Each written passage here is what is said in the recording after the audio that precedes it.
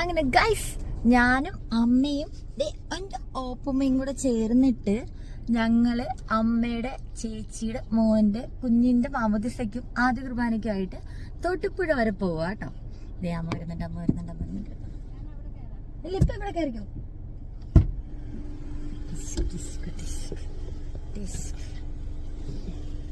Okay guys, അപ്പൊ ഇനിയിപ്പോ ഹോപ്പിന്റെ ഒരു ചാട്ടം ഉണ്ട് കേട്ടോ. മിക്കവാറും അപ്പുറത്തോട്ട്. ഇതെന്താ കേറിയെന്ന്, അമ്മ എന്താ വണ്ടിയെ കേറിയെന്ന് ഹോപ്പി ചോദിക്കുന്ന വേണ്ട. സീറ്റ് ബെൽറ്റ് ഇട്ടോ. അങ്ങനെയൊക്കെ കുറെ ചടങ്ങുകളാണല്ലേ. സ്കൂട്ടറാണ്, ഇതിന്റെ ഒന്നും ആവശ്യമില്ല, കയറി ഇരിക്കാമത് പോവുക. അപ്പൊ എങ്ങനെയാ പോവല്ലേ? വിട്ടാക്കാം. Okay, set. ഓക്കെ. ആദ്യമായിട്ട് നമ്മുടെ ചാനൽ കാണുന്നവര് നമ്മുടെ ചാനൽ ലൈക്കും ഷെയറും സബ്സ്ക്രൈബും ചെയ്യാൻ മറക്കരുത്. ഇപ്പൊ നമ്മൾ തൊടുപുഴയിൽ എത്തി കേട്ടോ ഗൈസ്.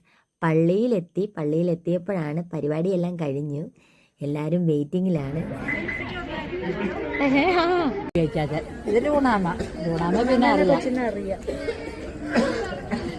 ഓക്കെ, അങ്ങനെ എല്ലാരെയും പരിചയപ്പെടുത്തിയതിന് ശേഷം എന്റെ ഹോപ്പുമേനെ നേരെ കൊണ്ടുവന്ന് കാറിലേക്ക് എടുത്താനായിട്ട് പോയി കേട്ടോ. വേറെ ഒന്നും കൊണ്ടല്ല, ഈ ഫംഗ്ഷന്റെ സ്ഥലത്ത് എല്ലാവർക്കും നമ്മുടെ ഹോപ്പുമേനെ ഓക്കെ ആവണമെന്നില്ല.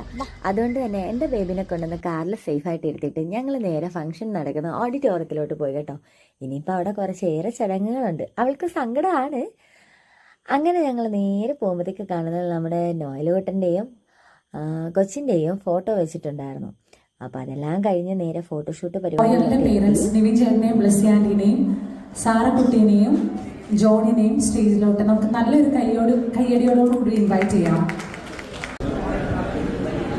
അങ്ങനെ ഫംഗ്ഷനൊക്കെ കളറായിട്ട് പോകുമ്പോഴത്തേക്കാണ് ഞാൻ ഓരോരുത്തരും പരിചയപ്പെടുത്തണമല്ലോ എന്നുള്ളത് തോന്നുന്നു. ഇത് മേസോമിൻ ഡാഡിയും കേട്ടോ, കോട്ടയത്തെ ഫാമിലിയാണ്.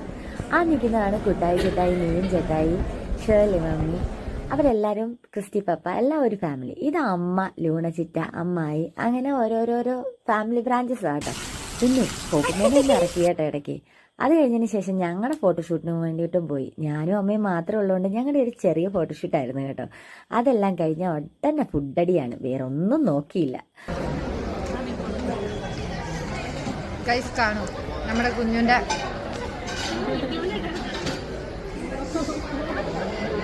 അച്ഛാ ഒന്ന് ചിരിച്ച. അങ്ങനെ ഹോപ്പമ്മയുടെ ഫാൻസ് ഒക്കെ ആയിട്ട് ഇങ്ങനെ നിൽക്കുന്ന സമയത്താണ് ഇവിടെ ചിലർക്കൊക്കെ ഹോപ്പിനെ എങ്ങും ഇഷ്ടപ്പെട്ടിട്ടില്ല കേട്ടോ. അവരെക്കാളും വൃത്തിയാന്ന് പറഞ്ഞിട്ട് വലിയ കാര്യമൊന്നുമില്ല. അങ്ങനെ എൻ്റെ അമ്മായിയുടെ ഡയലോഗ് കേട്ട് എൻ്റെ ഹോപ്പമ്മ അങ്ങോട്ട് തകർന്നു കേട്ടോ. എല്ലാം കഴിഞ്ഞ് റിട്ടേൺ പോയിക്കൊണ്ടിരിക്കുക കേട്ടോ. എല്ലാവരും ഹാപ്പിയാണ്, ഞാനും ഹാപ്പിയാണ്. പിന്നെ ഹോപ്പിന് ചെറിയൊരു വിഷമമുണ്ട്, പക്ഷെ